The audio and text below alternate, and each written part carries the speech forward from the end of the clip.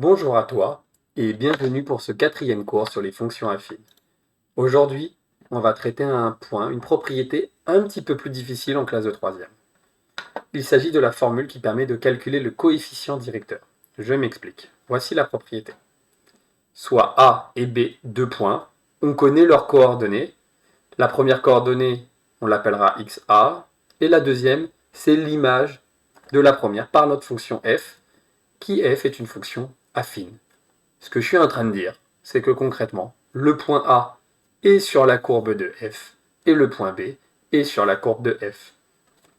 Autrement dit, A, ses coordonnées, c'est XA. Et je sais que f est une fonction affine, donc je sais que f de XA, ça sera A fois XA plus B, qu'on écrira pour faire simple f de XA ici. De la même façon, B étant sur la courbe, je peux dire que B, ses coordonnées, c'est XB, et son ordonnée, c'est f de xb. Dans les faits, on aura des nombres. On verra dans un exercice sur la prochaine vidéo comment ça se traite tout simplement. Là, la formule est un peu générale. Alors, comme notre fonction est affine, on a bien évidemment que f de x égale a fois x plus b. Je le rappelle, mais ça ne fait pas de mal. La formule intéressante, c'est que si a et b sont deux points sur une fonction affine, sur la courbe de la fonction affine, donc sur notre droite, alors on a une formule pour déterminer le coefficient directeur.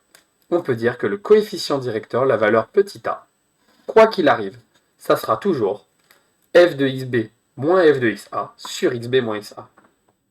Cette formule paraît magique. D'où est-ce qu'elle sort? Alors, je vais essayer de te l'expliquer assez brièvement. L'idée, elle est ici. Premièrement, il faut savoir que je prends un point n'importe où. Qu'est-ce que c'est que le coefficient directeur? Le coefficient directeur, c'est si je me décale de 1, je vais monter ici de la valeur du coefficient directeur. Du coup, une idée, c'est de se dire, si je me décale de 2, qu'est-ce qui se passe? Si je me décale de 2, donc encore une fois, je fais 1, puis 1, je vais me décaler de A une fois, puis encore une deuxième fois de A. Alors si je me décale 2 fois de A, on dira qu'on s'est décalé de 2A. Quand je me décale de 2 en abscisse, je me décale de 2 fois le coefficient directeur. On comprend assez vite que si je me décale de 3, ça fera 3A, de 4, 4A, 5, 5A, et ainsi de suite. Là, c'est plutôt une bonne chose, puisqu'on se dit finalement, il y a peut-être quelque chose à faire avec ça. Et c'est exactement l'idée de la formule que tu as là. C'est la même idée que ça, mais mis avec des valeurs, on va dire, générales. Ici, on sait que, on se pose la question maintenant, si je vais de A vers B, de combien je vais me décaler? De la même façon ici, on comptait de combien on se décalait. Là, de combien je vais me décaler? Alors, quel est l'écart entre A et B? C'est presque simple.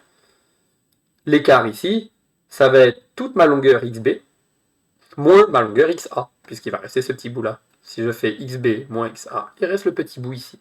Donc la longueur, c'est simplement une soustraction, c'est xb moins xa. Ça se retrouve assez naturellement. De la même façon, maintenant je vais me dire, ok, je me décale de xb moins xa. Mais dans ce cas-là, je monte de combien? Même chose. Je vais regarder, c'est f de xb, auquel je vais enlever f de xa, pour avoir ce petit bout qui reste ici. Donc je vais faire f de xb moins f de xa. Là, déjà, on commence à retrouver les valeurs qu'on avait vues dans la formule, dans la petite propriété ici. On se dit, bon, on a fait une bonne partie du boulot. Maintenant, pourquoi A, c'est égal à la division au quotient de ces deux nombres? La vraie question, maintenant, elle est ici. Alors, je vais juste monter un peu la feuille et t'expliquer le petit élément, le petit déclic qui va t'aider. Tout à l'heure, on avait vu, quand je me décale de 2, je monte de 2A. Si je me décale de 2, je monte finalement 2 fois du coefficient directeur.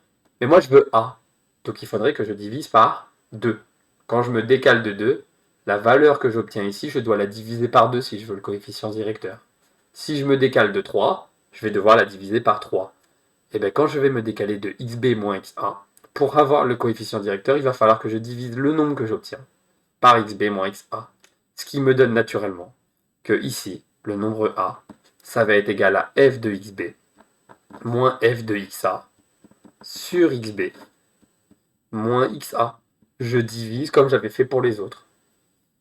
Voilà l'idée, voilà d'où vient cette formule un petit peu magique. Alors maintenant, on fait une toute petite application parce que c'est quand même intéressant. Imaginons que j'ai 2 points. Par exemple, j'ai un point de coordonnées 2, 4. Mon premier point, c'était 2, 4. Et imaginons que mon point B, ses coordonnées, prenons quelque chose de simple, c'était 5 et on va dire 9. Et je me pose la question, quelle est la valeur du coefficient directeur? Eh bien, je n'ai plus qu'à utiliser ma formule ici.